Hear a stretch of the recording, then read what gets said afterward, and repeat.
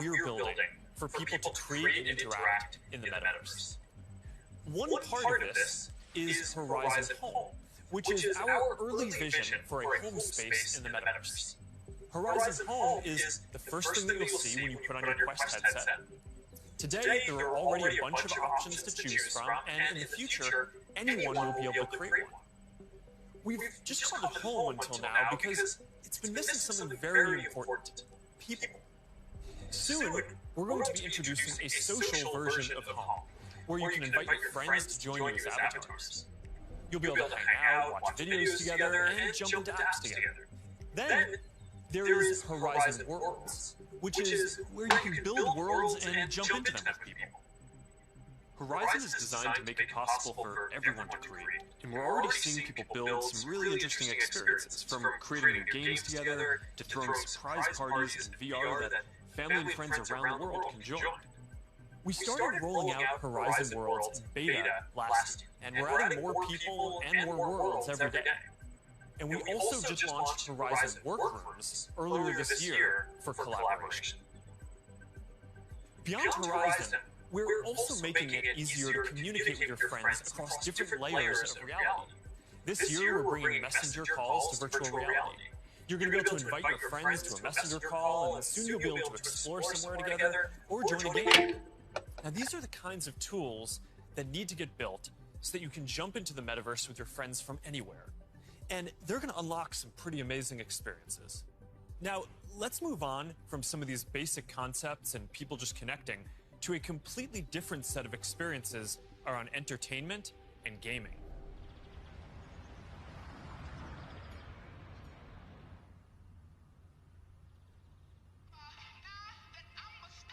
Imagine your best friend is at a concert somewhere across the world.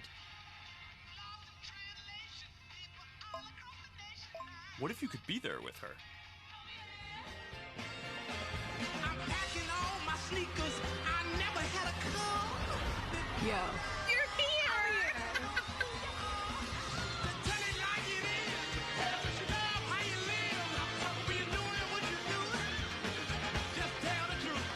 Just tell it. Just tell it. Just tell it. Just tell it.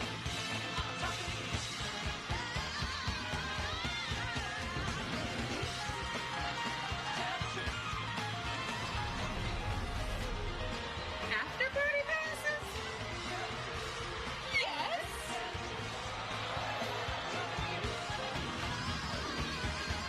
I want you to tell it like it is. Love how you live. When you're doing what you do. Just tell the truth.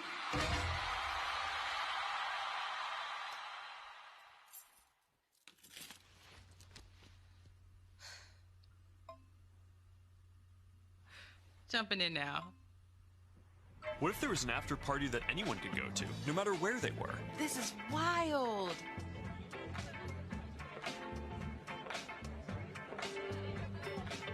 Hey, check this out. Charity auction happening.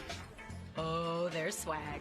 And when you go to the after party, you could connect with other fans, hear new versions of your favorite songs, and check out the merch that just dropped. Ooh, I like that one. Well, now you've got to get it.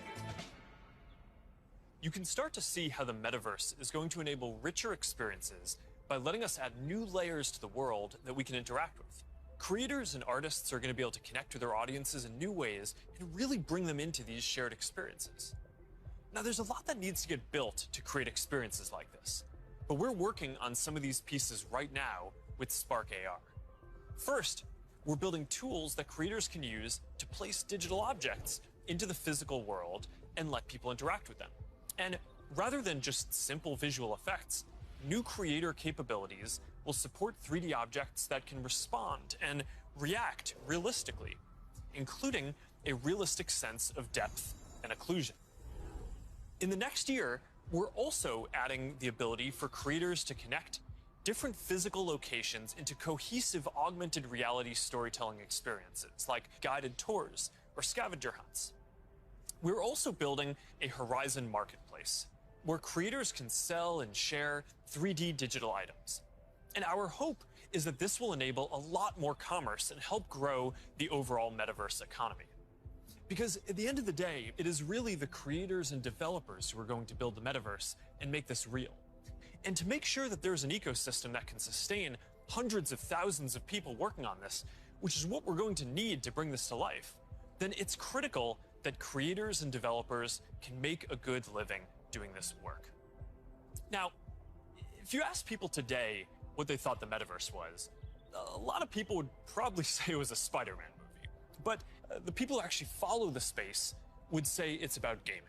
And that's because gaming provides many of the most immersive experiences, and it is the biggest entertainment industry by far. Gaming in the metaverse is going to span from immersive experiences in fantasy worlds to bringing simple games into our everyday lives through holograms. Maybe you'll play old games in new ways. So, Barcelona, huh? Well, it's not New York, but I like it. New York misses you. What's that? I said, let me put my game face on so I can beat you. Ah, okay. Check. I gotta try another game face next time. Maybe you'll go head-to-head with players from around the world. Like a shot. Some call it skill. Keep talking. Or maybe you'll do things that aren't even possible in gaming today.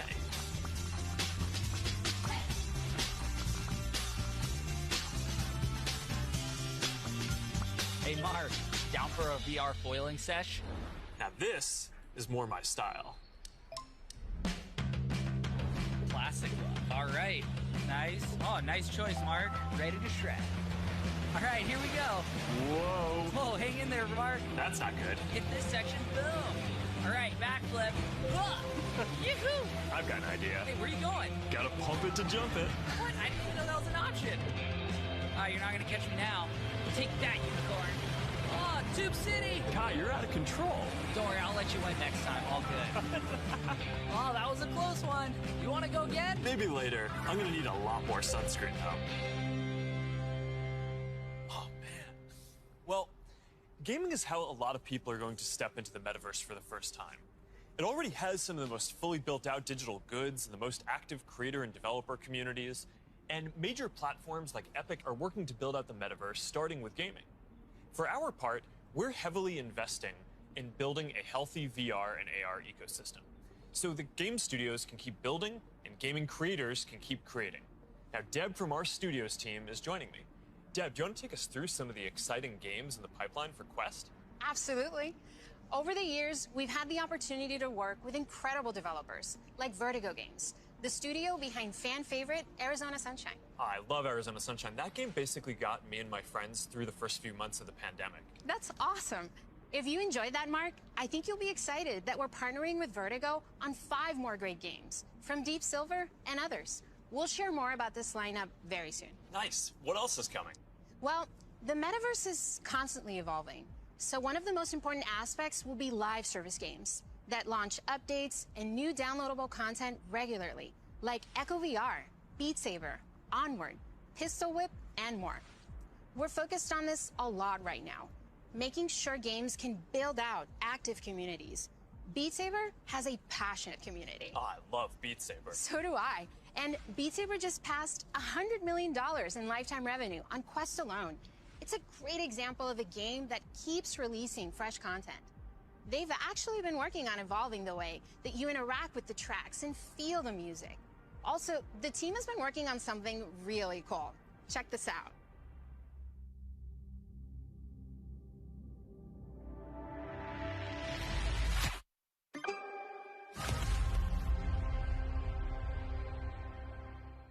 I can't wait to play this.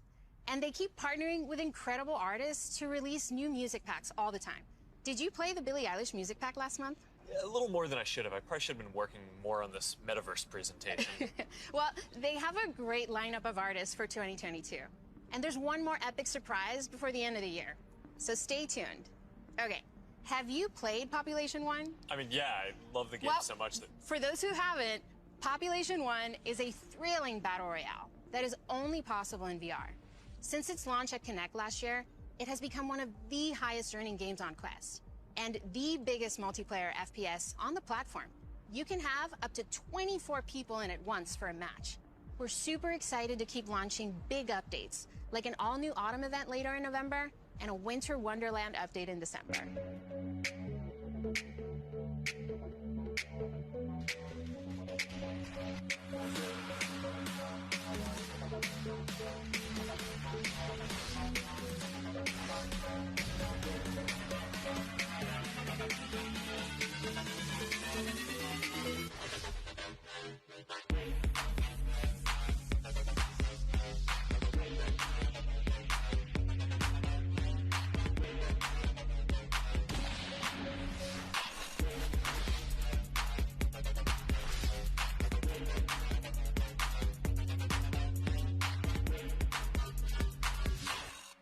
Okay, here's something I know our community has been waiting for. Lay it on us. All right, this is a title from the Warp Frog team.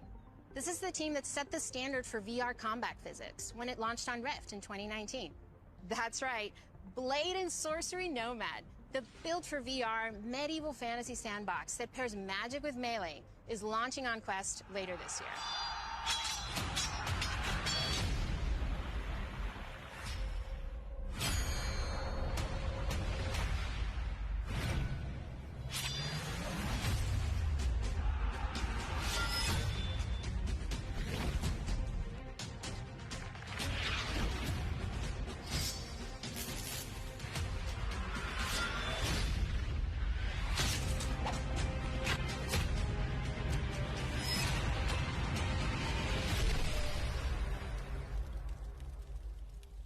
For more gaming updates, look out for the 2022 Oculus Gaming Showcase. It's going to be loaded with news you won't want to miss. But Mark, I believe you have some news for us as well. Yeah, you know, I have to say, it's really impressive to see this lineup come together over the last few years, but there's one project that I'm really looking forward to. Yeah, this is one of the all-time greats, and we've been working for years to bring it to Quest. I'm excited to announce that the Rockstar Games classic Grand Theft Auto San Andreas is in development for Quest 2. This new version of what I think is one of the greatest games ever made will offer players an entirely new way to experience this iconic open world in virtual reality. That's it, Mark. I'm moving to the metaverse. All right, thanks, Deb. This is going to be amazing. Now, a lot of the most interesting games out there take advantage of how you can move around physically. Being able to look anywhere, move freely, it's just a fundamentally different experience from staring at a screen. This quality of being physically embodied and able to interact with the world and move around inside it, that opens up some completely new experiences that didn't really make sense before on 2D phones or computers. And one example that we are seeing take off is fitness. And speaking of that, I think it's time for my workout. A lot of you are already using Quest to stay fit. It lets you work out in some completely new ways. It's kind of like a Peloton, but instead of a bike, you just have your VR headset, and with it, you can do anything from boxing lessons to sword fighting to even dancing.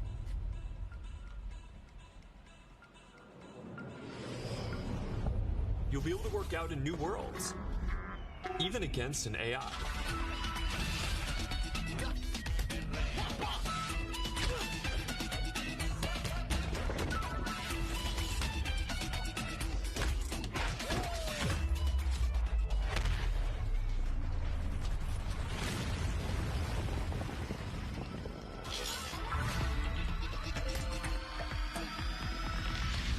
Maybe you'll get some friends together for some 3-on-3. Maybe play pickup with people on the other side of the world.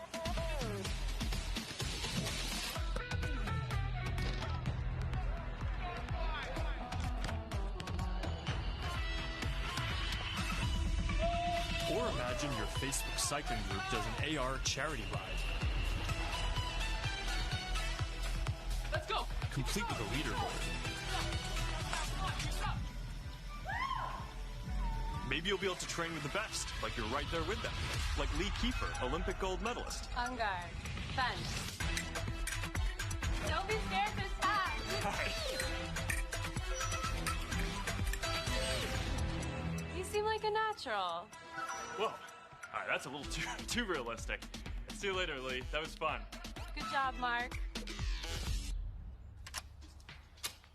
And that's what fitness will be like in the metaverse. Now, I think we're going to see a lot more unique experiences emerging around fitness that take advantage of the full immersion in interactive training.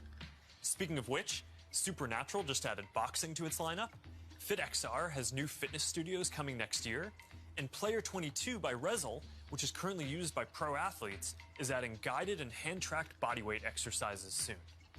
We're making a fitness accessories pack that makes Quest 2 more comfortable, with controller grips for when things get a bit intense, and a facial interface that you can wipe the sweat off of, making your sessions more comfortable. And that's all coming next year. But enough with the fun and games. It's time for everyone's favorite, work. Over the last year and a half, a lot of us who work in offices have gone remote. And while I miss seeing the people I work with, I think remote work is here to stay for a lot of people. So we're going to need better tools to work together. Let's take a look at what working in the metaverse will be like. Imagine if you could be at the office without the commute. You would still have that sense of presence, shared physical space, those chance interactions that make your day all accessible from anywhere. Now imagine that you have your perfect work setup and you can actually do more than you could in your regular work setup. And on top of all that, you can keep wearing your favorite sweatpants. Looking good. Let's get together real quick for a debrief.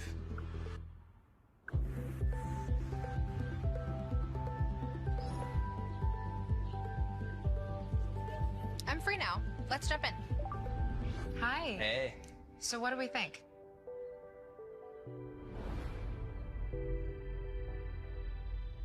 I think it's ready. Great. I'll prep it for the presentation. All right. Good luck. Imagine a space where you can tune out distractions and focus on the task at hand. And when you're ready to share what you've been working on, you can present it as if you're right there with the team. Wait, where's Mark? I think he's in the middle of something. You can already see some of these elements in Horizon Workrooms, which we launched a couple of months ago. Later this year, we plan to introduce room customization, so you can put your own logos and posters in your workrooms. We're also introducing a new office space in Horizon Home, for when you want your perfect workspace to do some focused work or just cross a few things off your to-do list. We're also announcing 2D progressive web apps for the Quest Store, and as a new developer frameworks, they're easier to build.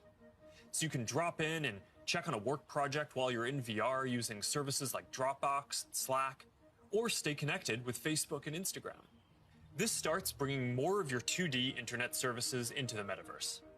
And as we've focused more on work, and frankly, as we've heard your feedback more broadly, we're working on making it so you can log into Quest with an account other than your personal Facebook account. We're starting to test support for work accounts soon, and we're working on making a broader shift here within the next year. I know this is a big deal for a lot of people. Not everyone wants their social media profile linked to all these other experiences, and I get that, especially as the metaverse expands. And I'll share more about that later. But I'm genuinely optimistic about work in the metaverse. We know from the last couple of years that a lot of people can effectively work from anywhere. But hybrid is going to be a lot more complex, when some people are together and others are still remote. So giving everyone the tools to be present, no matter where they are, whether as a hologram sitting next to you in a physical meeting or in a discussion taking place in the metaverse, that's going to be a game changer. I think this could be very positive for our society and economy. Giving people access to jobs in more places, no matter where they live, will be a big deal for spreading opportunity to more people. Dropping our daily commutes will mean less time stuck in traffic and more time doing things that matter. And it'll be good for the environment. Actually, if you travel for work and working in the metaverse means that you just take one less flight each year, that's probably better than almost anything else that you can do for the environment. I think working in the metaverse is going to feel like a huge step forward. And these dynamics, like the ability to teleport places with people and interact around shared projects in virtual space, they're going to be valuable in a lot of other categories of experiences too. So now Marnie, our Chief Business Officer, is going to take us through some of them. Thanks, Mark. We'll see you in a minute. What if you could learn about anything in the world just by bringing it closer to you? So, we're gonna have an astrophysicist in the family. Actually, I have to write this paper. Will you help me? Let's take a closer look. What part of the solar system are we talking about? Saturn. If you were taking astrophysics, you could study in the metaverse. Did you know the rings are made up of billions of icy particles? Really? Look at this.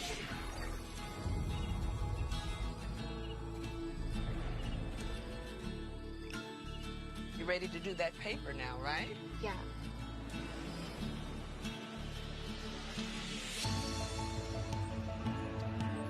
In the metaverse, you'll be able to teleport not just to any place, but any time as well. Ancient Rome. Imagine standing on the streets, hearing the sounds, visiting the markets, to get a sense of the rhythm of life over 2,000 years ago.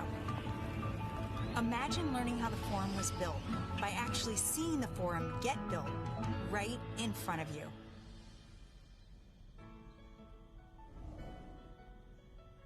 Hi, everyone. I'm Marnie Levine.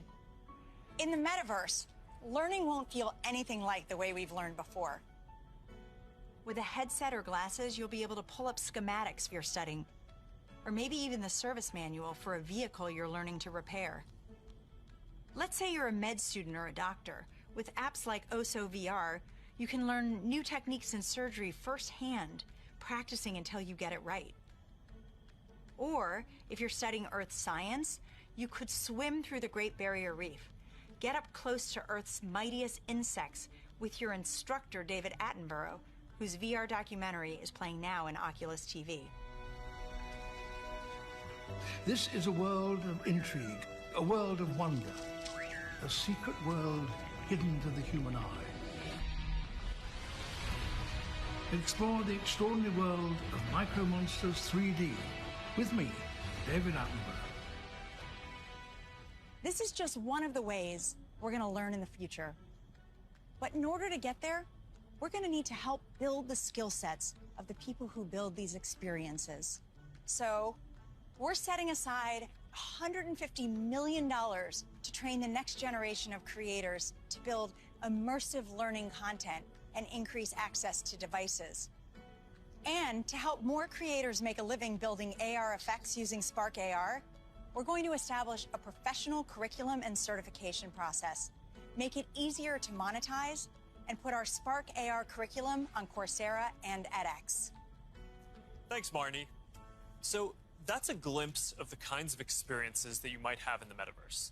From connecting with friends, to gaming and entertainment, to work and education, and creation and commerce.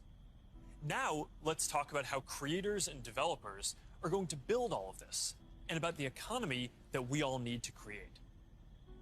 The last few years have been humbling for me and our company in a lot of ways. One of the main lessons that I've learned is that building products isn't enough. We also need to help build ecosystems so that millions of people can have a stake in the future, can be rewarded for their work, and benefit as the tide rises, not just as consumers, but as creators and developers. But this period has also been humbling because as big of a company as we are, we've also learned what it is like to build for other platforms. And living under their rules has profoundly shaped my views on the tech industry. Most of all, I've come to believe that the lack of choice and high fees are stifling innovation, stopping people from building new things, and holding back the entire internet economy. We've tried to take a different approach. We want to serve as many people as possible, which means working to make our services cost less, not more. Our mobile apps are free. Our ads business model is an auction which guarantees every business the most competitive price possible. We offer our creator and commerce tools either at cost or with modest fees to enable as much creation and commerce as possible. And it's worked. Billions of people love our products. We have hundreds of millions of businesses on our platform, and we have a rapidly growing ecosystem and a thriving business. That's the approach that we want to take to help build the metaverse too. We plan to continue to either subsidize our devices or sell them at cost to make them available to more people. We'll continue supporting sideloading and linking to PCs so consumers and developers have choice, rather than forcing them to use the Quest store to find apps or reach customers. And we'll aim to offer developer and creator services with low fees in as many cases as possible, so we can maximize the overall creator economy, while recognizing that to keep investing in this future, we'll need to keep some fees higher for some period to make sure that we don't lose too much money on this program overall. After all, while a growing number of developers are already profitable, we expect to invest many billions of dollars for years to come before the metaverse reaches scale. Our hope, though, is that if we all work at it, then within the next decade, the metaverse will reach 1 billion people, host hundreds of billions of dollars of digital commerce, and support jobs for millions of creators and developers. We'll try to lay out how some of this commerce model will work, but I also want to be upfront about the fact that there's a ton that we just don't know yet. What I can tell you, though, is that we are fully committed to this. It is the next chapter of our work, and we believe for the internet overall. And our strategy and track record show that we will do everything we believe is sustainable to grow the community, the creator economy, and the developer ecosystem. And to tell us more about all of that, here's Vishal, our head of Metaverse products. Thanks, Mark. As you said, our approach is to serve as many people, creators, and businesses as we can by keeping fees as low as possible and offering choice. As a company, we have been investing in commerce and creators for many years. But let me take a moment and explain how this will all come to life in the metaverse. For people, the metaverse will offer more choice than we've ever seen before. And most importantly, there will be a real sense of continuity, where the things you buy are always available to you. Today, much of what you buy on the internet is inside a single app, website, or game. You might buy a custom skin for your gaming avatar, but you can't take it with you when you move to a new space. In the physical world, that would be the equivalent of buying your favorite sports team's jersey and never be able to wear it outside the stadium. In the future, you will be able to buy digital clothes for your avatar and then wear them into the metaverse more broadly. For creators, our goal is to provide a way for as many creators as possible to build a business in the metaverse. One thing we've learned from today's digital platforms is that we can't artificially limit innovation. We need to enable as many different types of creators as possible to unlock the best ideas. There will be many different kinds of creators in the metaverse. Creators who make digital objects, creators who offer services and experiences, and those who build entire worlds like game creators do today. We also want creators to have the biggest possible audiences. If a creator designs a signature effect to surround avatars, their fans should be able to buy it and then visit different spaces to show it off to their friends. Frankly, if a creator builds any experience, all of their fans should be able to enjoy it. Businesses will be creators too, building out digital spaces or even digital worlds. They'll sell both physical and digital goods, as well as experiences and services. And they'll be able to use ads to ensure the right customers find what they've created. Speaking of buying things, we're also exploring new types of ownership models and entitlements to ensure people feel confident that they actually own something. This will make it easier for people to sell limited edition digital objects like NFTs, display them in their digital spaces, and even resell them to the next person securely. In short, the metaverse will remove many of the physical constraints we see on commerce today and make entirely new businesses possible. While this is very exciting, the metaverse is all about co-creating. We're building this together with creators, developers, and entrepreneurs. So today, I've asked Jackie Aina to join me to start a conversation about what might be possible. Jackie is a beauty creator who launched her own lifestyle brand on Instagram called Forever Mood, where she sells candles with scents like cuffing season and partners with major brands on makeup drops. So let's meet Jackie in her space. Here we are in this digital space, totally inspired by you and all the things that you love. Jackie, I've been such a big fan of yours for such a long time. Tell me a bit about how you got started in social media. So, rewind back to 2009. As it pertains to like beauty, I would go to like a makeup counter or go makeup shopping, and I always felt rejected, always felt othered. So I got so frustrated that eventually I was like, you know what? Not only am I gonna like not listen to them, but I'm gonna show other people how I'm making it work with my skin tone too. How did you go from creating content, creating videos, to a product? You just, have a brand called Forever Mood. It's huge on Instagram shopping. So Forever Mood was not only a bit of a love letter to me and my relationship with my mom. That's how we bond, was through fragrance ever since childhood. But it's been doing amazing, and we've actually been getting a lot of support. Jackie, this space is pretty magical, and I know it kind of reflects the stuff you love. Like, tell me a bit about what you love and why this represents you. Okay, so first thing, color is everything. I love pastels. You can see it in the brand. You can see it like a lot of times in what I wear. With the metaverse, when we're curating collections or even just brainstorming, this would be a great way to like gather us all together and literally kind of create atmospheres and environments and moods to just kind of enhance creativity. And then if I can invite people, it would be like inviting them in my home. You know what I mean? It'd be like bringing them into a piece of me. So I would want them to feel some of the things that I feel when I step into my house or when I light my candles. Interacting with people in comments and having a conversation is a way to kind of get your fan excited about interacting with you, but also you feel like you get a connection I get excited to your community. too, yeah. And so this idea of reaching kind of into the comment section and pulling a fan in and having a conversation is pretty powerful. And it humanizes that person on the other end, of that comment. And I think there's a really interesting opportunity to think about how we build community and how we engage with our fans in a really deep way as opposed to just through a comment box.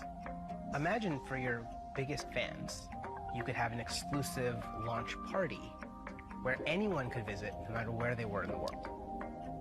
I love that because when we first launched the brand, everything was shut down because obviously quarantine, couldn't go anywhere.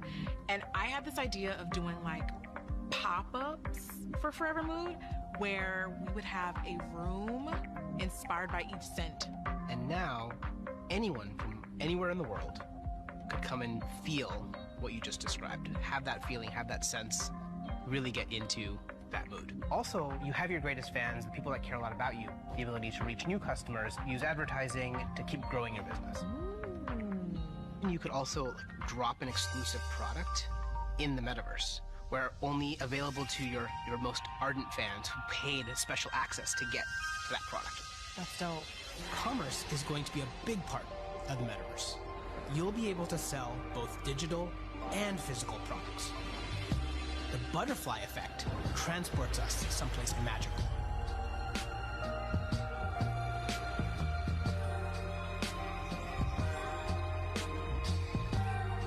So beautiful. So Jackie, as we walk through this amazing world, what does the metaverse mean to you? I just feel like this is like endless possibilities with my imagination. I can't even begin to imagine how meaningful the metaverse will be thanks to creators like you.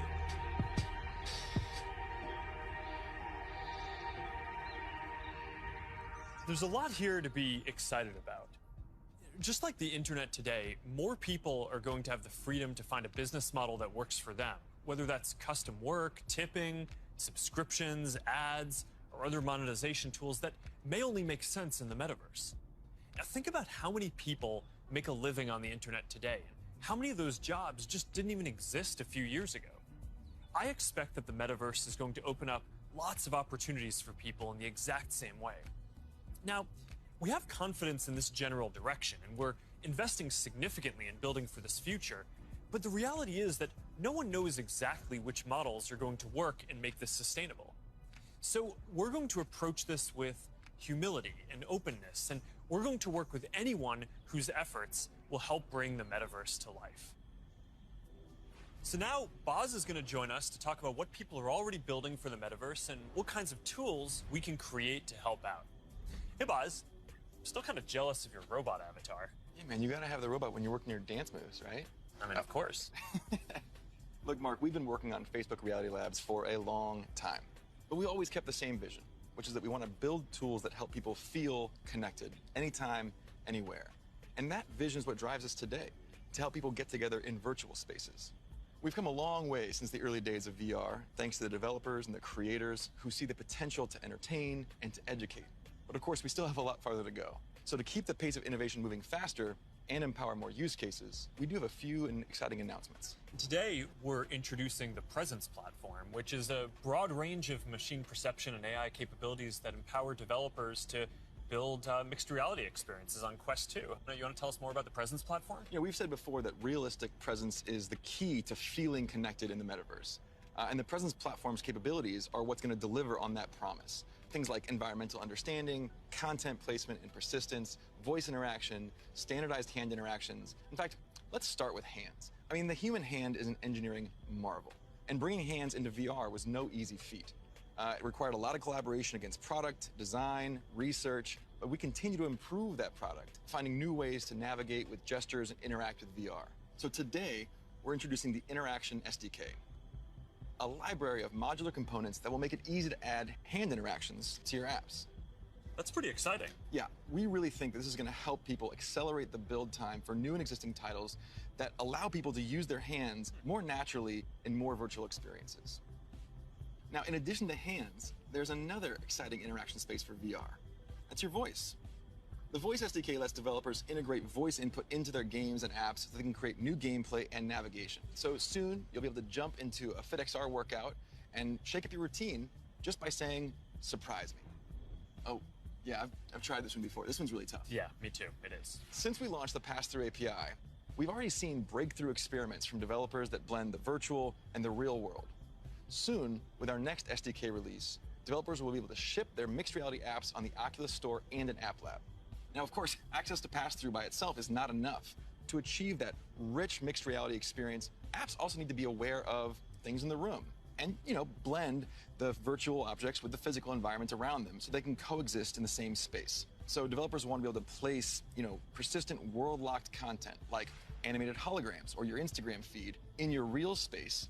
And tools like spatial anchors and scene understanding capabilities will help make these mixed reality experiences feel seamless. Now, I gladly nerd out with you on the technical details of this with you. I know. But I think it's better to show you.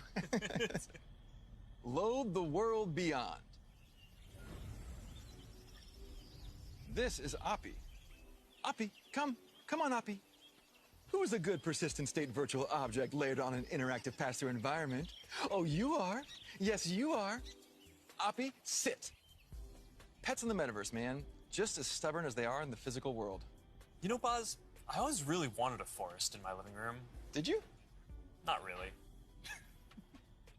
I'm looking forward to how developers are going to be able to build a new generation of mixed reality experiences on Quest 2. And it also gives us a glimpse of the kind of worlds that people are going to be able to build. Now let's talk about augmented reality. With Spark, we really focused on those use cases that allow people to both stay engaged with the world around them, but also stay connected to the people that they're not around. And creators are really leading the way here. And we're doing everything we can to support them with our know-how, with our resources, and of course, with tools. And for more on that, I'd like to say hi to Sue, the product director at Facebook Reality Labs and the head of Spark AR. Thanks, guys. Spark AR is focused on building AR experiences that empower people to be more connected and at the same time, more present with the world around them. And creators are helping us build these experiences of today while exploring the possibilities of tomorrow. Fundamentally, we're democratizing AR creation and enabling a global community with the tools and knowledge necessary to develop the AR content and experiences that people love to use. Programs like AR Curriculum enrolled over 22,000 creators in less than a year, and we're adding additional programming to support more advanced creators. And the depth and breadth of content would not be possible without these creators. In 1 week alone, you'll see effects that bring moments like landing on Mars or the launch of a new album to life, all by tapping into everyone's imaginations. We're also powering experiences across Facebook, so imagine playing that AR battleship game from your phone with a friend in the metaverse or on an augmented call. How cool, right? Right now, we have over 600,000 creators in our community with diverse needs and motivations for using AR to engage with their fans and audiences. We know people, more than 700 million monthly across the Facebook family of apps, are already using AR a ton. We see over 80 billion effects applied per month, and we want to make it even easier for anyone to find their spark. So we created a tool, codenamed Polar, that makes AR creation possible for novice creators who have no prior experience in art, 2D or 3D design, or programming. Think paint by numbers. So creators whose first love might be special effects. And that's an important piece of this vision and this community. It's open to anyone and everyone who's curious. And the metaverse is well positioned to be a strong digital economy for creators from all walks of life. This is primitive to a functioning metaverse.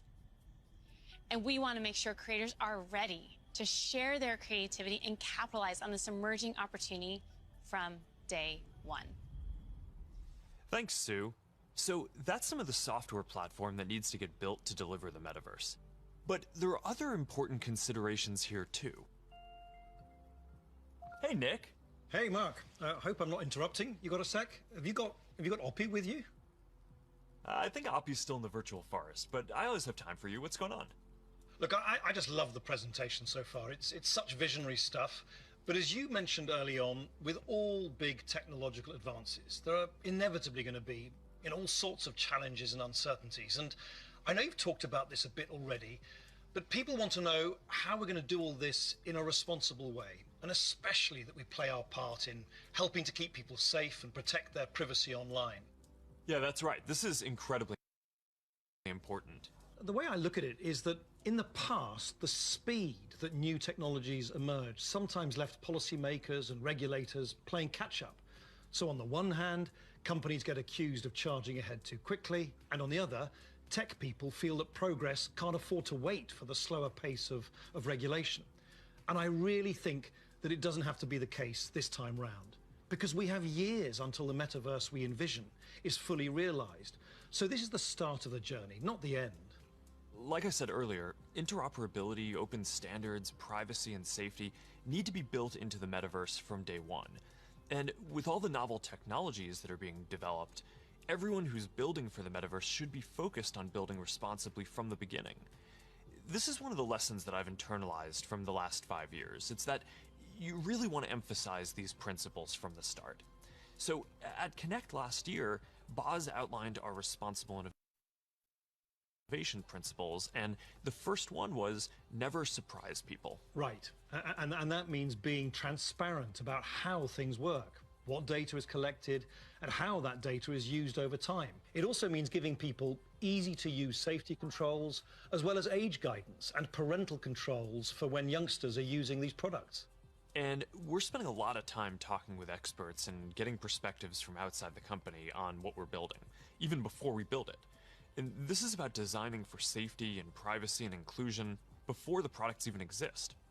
And one example is what we're doing with Project Aria, our research device that helps inform the AR glasses that we're building. We're also funding external research on this. You know, last year we announced grants for research on the impact of AR, VR, and smart devices on people who aren't currently using them, especially communities whose perspectives have often been overlooked, as well as best practices for creating inclusive environments in virtual spaces. And this year, we're opening up support for even more research, because we need those independent perspectives to make sure that we're living up to another one of our principles: consider everyone. And that point is so important, because this is a collaborative exercise. And in particular, we need to make sure the human rights and civil rights communities are involved. So these technologies are built in a way that's inclusive and empowering. One of the advantages of starting right now is that we can collaborate with people at the very early stages of development, like what we're doing through the new fund that you announced a few weeks ago. Yeah, the XR Programs and Research Fund. It's a 2-year, $50 million investment in programs and external research with organizations all over the world, like Howard University, Women in Immersive Tech, Africa No Filter, and universities in Seoul, Hong Kong, and Singapore. And this is crucial because, as we've said, the metaverse isn't something we're building so much as it's something we're building for. Across the industry, we need to bring that same imagination and commitment to building for interoperability, openness, safety, and privacy as we do for all the other product aspects of the metaverse. These have to be fundamental building blocks, just like the other software and experiences that we've been talking about. Right. All right, thanks, Nick. So, one thing that we haven't talked about much yet is the future of hardware that will help bring the metaverse to life. We're working on multiple new products to advance the state of the art, unlock richer social interactions, and make it a lot easier to be productive. That must be Angela, our head of VR devices. Hey, Angela. Hey, Mark. Is that what I think it is? I sure hope it is. All right, come on in. So, what do you think is the most exciting thing that we're working on right now? That's hard to say. You know, we have such an exciting pipeline. But next year, we are releasing a new product that'll push the boundaries of VR even further. We've codenamed it Project Cambria. So, this isn't the next Quest. It's going to be compatible with Quest, but Cambria will be a completely new, advanced, and high-end product, and it'll be at the higher end of the price spectrum, too. Our plan here is to keep building out this product line to release our most advanced technology before we can hit the price points that we target with Quest. All right, so let's talk about some of the new advances here. Yeah, sure. There's a ton of new tech going into Cambria. For example, your avatar will be able to make natural eye contact and reflect your facial expressions in real time. This way, people you're interacting with will have a real sense of how you're actually feeling. It does mean building more sensors into a form factor that's comfortable to wear for a while. And because we want VR to be for everyone, we also have to make sure avatars represent a diverse set of human facial features and skin tones, as well as paying attention to things like glasses and beards that might get in the way of some of the sensors. So that's going to be a big step forward for social presence, and I'm really glad that we're focused on making it inclusive from the start. Now, what about unlocking more mixed reality experiences? I mean, imagine working at your virtual desk with multiple screens while seeing your real desk so clearly that you can pick up a pen and write notes without taking your headset off. Or, you're doing a workout with a virtual instructor in your living room. It's going to be so cool. We're already seeing the potentials of these kinds of experiences today as people are building for our pass-through API. But with Cambria, we'll be taking this to the next level with high-resolution, colored, mixed reality pass-through. We essentially combine an array of sensors with reconstruction algorithms to represent your physical world in the headset with a sense of depth and perspective. Now, we're still a ways away from exactly matching what our eyes see in the physical world, but we're pretty encouraged by how far we've been able to advance the pass-through experience so far. Definitely, but we also need to push the visuals to the next level. So let's talk about the progress that we're making on optics. Yeah, we're pushing the limits of display technology and form factor with something called pancake optics. They essentially work by folding light several times over to achieve a slimmer profile than current lenses. Now, with several optical layers, we'll need to precisely control every aspect of design and fabrication to achieve that high-quality, artifact-free display and really just deliver the best optics ever in one of our headsets. That's pretty awesome. But let's make sure that we leave some of the good stuff for next year's release, too. All right, now, I'm excited to keep building out this new product line over future generations so we can keep getting our most advanced technology into people's hands even before we can get it into our Quest product line. That's our goal. We're starting to work with developers to build experiences for Cambria as we speak, and we're looking forward to sharing so much more with y'all next year. Sounds good. Now, beyond virtual reality, we are also focused on the hardware to make true augmented reality possible. In a lot of ways, augmented reality is even harder, not just because we need to invent a completely new optical stack that's not based on screens, but because we basically need to fit a supercomputer into a pair of normal-looking glasses. So we're approaching this problem from two directions. First, how much technology can we pack into a pair of normal, great-looking glasses today? And second, how do we take the long-term tech stack to do everything and keep miniaturizing and improving it until it fits into a pair of normal, good-looking glasses? On the first path, last month we launched Ray-Ban Stories, our first smart glasses in partnership with EssilorLuxottica. They're not full AR glasses yet, but they let you take pictures and videos, listen to music, and take phone calls while you're out looking at the world instead of down at your phone. And we built leading privacy features into the glasses, like the LED light whenever you're recording, which phones don't even have. And we delivered this in the iconic Ray-Ban style for just $299. These are all steps along the path to an embodied internet. But the ultimate goal here is true augmented reality glasses, and we've been working on that too. And today, I want to show you an experience that we've been working on for Project Nazare, which is the codename for our first full augmented reality glasses. Here, you'll see you're chatting with friends on WhatsApp and planning a game night. You can select a game, and then, as you walk over to your kitchen, you can easily just put your game onto the table and you're off. That's the kind of experience that augmented reality will unlock. There's a lot of technical work to get this form factor and experience right. We have to fit hologram displays, projectors, batteries, radios, custom silicon chips, cameras, speakers, sensors to map the world around you, and more into glasses that are about 5 millimeters thick. So we still have a ways to go with Nazare, but we are making good progress. I'm excited about our future roadmap, but even that's still early in a journey that's going to go on for decades. Immersive all-day experiences will require a lot of novel technologies. And for the last 7 years, our research team has been working on a broad array of technologies that are necessary for these next-generation platforms. Michael Abrash leads this team, and he's going to join me to talk about some of the future technology that we're developing. Hey, Michael, do you want to take everyone through our roadmap? Sure. That covers a lot of ground, though. It's going to take about a dozen major technological breakthroughs to get to the next generation metaverse, and we're working on all of them. Displays, audio, input, haptics, hand tracking, eye tracking, mixed reality, sensors, graphics, computer vision, avatars, perceptual science, AI, and more. Yeah, you're right. That's a lot. We probably only have time for a couple right now. You want to pick a few? Well, I think the metaverse is really going to be first and foremost about connecting people, so I'd say let's start with avatars. Yeah, I agree. The goal here is to have both realistic and stylized avatars that create a deep feeling that we're present with people. Exactly, and we've shown codec avatars before. Well, what can your face do? Can you show us? Well, I've always hoped you would ask me that question. And it's a remarkable experience to see codec avatars in VR, and photorealistic avatars will be a huge breakthrough. But they're only part of the picture. Yeah, because you're not always going to want to look exactly like yourself. That's why people shave their beards, dress up, style their hair, put on makeup, or get tattoos. And of course, you'll be able to do all of that and more in the metaverse. So this next video shows how we're making progress on part of that with hair and skin rendering and relighting for 3D avatars. She's going for a medical field. I think she was interested into... Now, I want to point out this technology is still very definitely research, but it shows the really high level of fidelity that avatars are ultimately going to need to reach.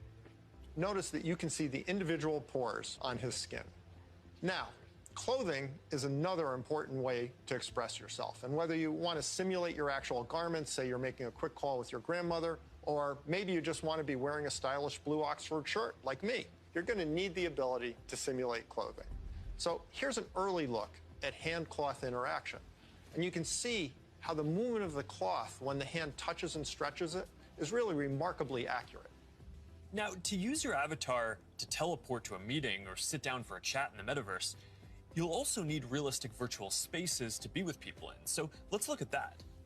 Contrary to how this looks, this is actually not a video of the physical world. It's a 3D reconstruction of a mock apartment, which I guess just became clear when that bowl took off by itself. Exactly. So what you can see here is that a researcher is moving around various objects on the right, and then on the left you can see the high-fidelity real-time rendering of the space in the moving objects on the left without the researcher. So what's critical here is that this is all happening in real time. That's what's novel here, and that's what differentiates it from CGI. So what we've seen so far is pretty awesome, but we all know what we want. We want the whole package, a full-body avatar in a virtual environment, so you're just there. Last year, we showed our very first full-body codec avatar at Connect. Here to tell you more about our progress since then is Yasser Sheikh. Hi there. My name is Yasser, and I direct the Facebook Reality Research Lab in Pittsburgh. Well, that's not completely true. What you're seeing is actually a rendering of my pre-recorded codec avatar. Over the past couple of years, we've made quite a bit of progress with codec avatars. My avatar can now look left, look right, look up, look down, make facial expressions. Here, you can see Elaine is in VR on the right. You can see her view of Yasser's avatar and the reconstructed real-world space that it's in on the left as she moves around the avatar. What you see on the left is an entirely virtual reconstruction. This gives you a sense of a future in which you'll be able to interact with another person's realistic avatar in virtual reality in real time. Now, preventing others from using your avatar will be critical. That's why, even though this is early stage research, we're already thinking about how we could secure your avatar, whether by tying it to an authenticated account or by verifying identity in some other way.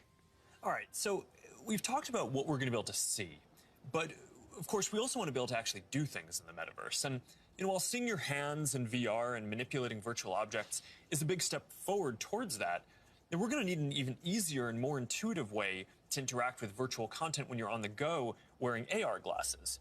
And we believe that neural interfaces are going to be an important part of how we interact with AR glasses. And more specifically, EMG input from the muscles on your wrist combined with contextualized AI. It turns out that we all have unused neuromotor pathways, and with simple and perhaps even imperceptible gestures, sensors will one day be able to translate those neuromotor signals into digital commands that enable you to control your devices. It's pretty wild. So let's take a look at what EMG input is going to be able to do and where we are with it today. This video shows some of the ways that we think that wrist-based neural interfaces can provide an important input tool for AR glasses. So at first, that input is going to just be around enabling basic gestures, click, scroll, select. But as the technology evolves, EMG input could potentially unlock full-speed typing, and it could give you subtle, personalized controls that you can use in any situation. This is genuinely unprecedented technology. So let's look at an early prototype that shows how it could be used in AR. This experimental UI shows for the first time how EMG input could one day allow you to send a message in AR with your hand resting comfortably at your side without ever having to look at a screen. Notice how the researcher used an overt and highly visible click gesture to send the first message. We've made a lot of progress over the last year, and we're now able to do the same thing with the smallest of movements of the hand. EMG enables this by picking up subtle neuromotor commands with remarkable precision. So basically what you're saying is that you're going to be able to send a text message just by thinking about moving your fingers. That's going to be pretty amazing. But I guess it's just one part of the equation, because the other is AI that understands your context and can give you a simple set of choices based on that context. So let's take a look at an AI interaction model that we've built using Project Aria, our initiative to accelerate research into AR glasses and live maps that we talked about last year. Remember the mock apartment we saw earlier? Well, we've indexed every single object in it, including not only location, but also the texture, geometry, and function of each one. We fed all that information into the Project Aria glasses Ming-Fei is wearing in this next demo. And the reason is to simulate how AR glasses will ultimately be able to access data from a 3D map that will help them identify the real-world objects in the space around you and better understand your context so they can help you. What's happening here is that the glasses are calculating where Ming-Fei is in the room, locating and identifying all the nearby objects based on the index mentioned earlier, and figuring out which of those objects Ming-Fei is interested in by observing her eye movements. That contextual information, in turn, enables the system to offer proactive assistance to Ming-Fei in a variety of ways. Here, the system knows that she may want to turn on the TV, so when she clicks while looking at it, the system turns it on. Ultimately, her AR glasses will tell her what her available actions are at any time. Hey assistant, where's my favorite mug? We're also working on a voice interface that will let you locate any object. Here, the system is displaying the current location of the mug. In the future, it might tell her where it is using speech or text, or it might highlight the location in her glasses. Really, it's an early look at the sort of intuitive, low-friction interface that AI plus EMG input will enable in the future. This is how we'll all be interacting one day. Thanks, Michael. That was awesome. All right, so I hope that that gives you a sense of some of the technical challenges that we're working on to deliver deep and immersive experiences in the metaverse. A lot of what we've shown today isn't going to be available in the next year or two. Some of this is still a long way off. But this is some of the most exciting stuff that I've ever gotten to work on, and I'm just incredibly energized to be on this journey with all of you. And there's one more thing that I want to tell you about today. I believe the metaverse is the next chapter for the internet, and it's the next chapter for our company too. So I've been thinking a lot about what this means for our company and who we are as we embark on this journey. We're a company that focuses on connecting people. While most other tech companies focus on how people interact with technology, we focus on building technology so people can interact with each other. One of the reasons I started Facebook was that at the time you could use the internet to find almost anything. Information, news, movies, music, shopping, except for the thing that matters most of all, people. Today, we are seen as a social media company. But in our DNA, we are a company that builds technology to connect people. And the metaverse is the next frontier, just like social networking was when we got started. Facebook was born in a specific time and place, a college campus, the web. It was what we could build at the time to put people back into our experience of technology. But connecting people was always much bigger. From way earlier on, I remember sitting in middle school classes, sketching in my notebooks, ideas that I wanted to code when I got home. And even though I didn't have the skill or technology to build it yet, it was always clear that the dream was to feel present with the people we care about. Isn't that the ultimate promise of technology? To be together with anyone, to be able to teleport anywhere, and to create and experience anything? Yet here we are in 2021, and our devices are still designed around apps, not people. The experiences we're allowed to build and use are more tightly controlled than ever. And high taxes on creative new ideas are stifling. This is not the way that we are meant to use technology. The metaverse gives us an opportunity to change that if we build it well. But it's going to take all of us, creators, developers, companies of all sizes. Together, we can finally put people at the center of our technology and deliver an experience where we are present with each other. Together, we can create a more open platform with more ways to discover experiences and more interoperability between them. And together, we can unlock a massively bigger creative economy. I know the internet story isn't straightforward. Every chapter means new voices and new ideas, and yes, there will be challenges and risks and disruption of established interests. But there will also be opportunities and benefits that we can't even imagine yet. For connection, for creation, for learning, and joy. We'll all need to work together from the beginning to bring the best possible version of this future to life. A future where, with just a pair of glasses, you will be able to step beyond the physical world and into the kinds of experiences that we have talked about today. I've been thinking a lot about our identity as we begin this next chapter. Facebook is one of the most used products in the history of the world. It is an iconic social media brand. But increasingly, it just doesn't encompass everything that we do. Instagram, WhatsApp, Messenger, Quest, now Horizon, Nazare, and more. Building our social media apps will always be an important focus for us. But right now, our brand is so tightly linked to one product that it can't possibly represent everything that we're doing today, let alone in the future. Over time, I hope that we are seen as a metaverse company. And I want to anchor our work and our identity on what we are building towards. We just announced that we are making a fundamental change to our company. We're now looking at and reporting on our business as two different segments. One for our family of apps, and one for our work on future platforms. And as part of this, it is time for us to adopt a new company brand to encompass everything that we do. To reflect who we are and what we hope to build, I am proud to announce that starting today, our company is now Meta. Our mission remains the same. It's still about bringing people together. Our apps and their brands, they're not changing either. And we are still the company that designs technology around people. But now we have a new North Star to help bring the metaverse to life.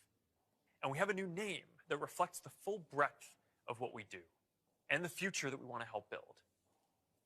From now on, we're going to be metaverse first, not Facebook first.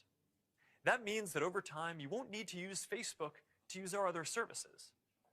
And as our new brand starts showing up in our products, I hope that people come to know the Meta brand and the future that we stand for. I used to love studying classics, and the word meta comes from the Greek word meaning beyond.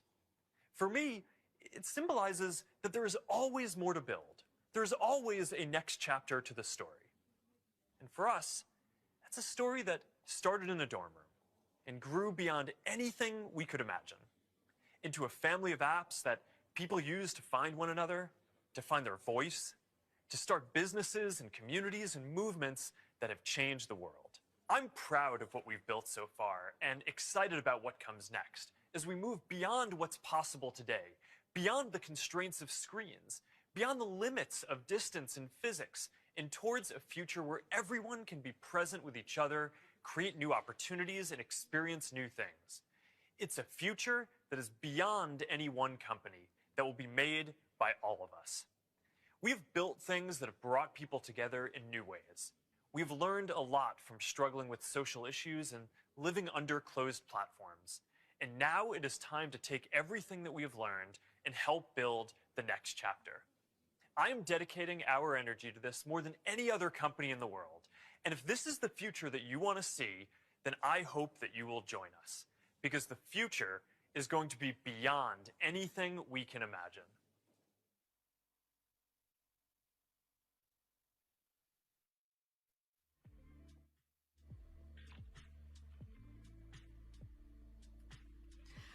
Wow, wow, wow. I hope everyone was sitting down for that announcement. Never a dull moment around here, and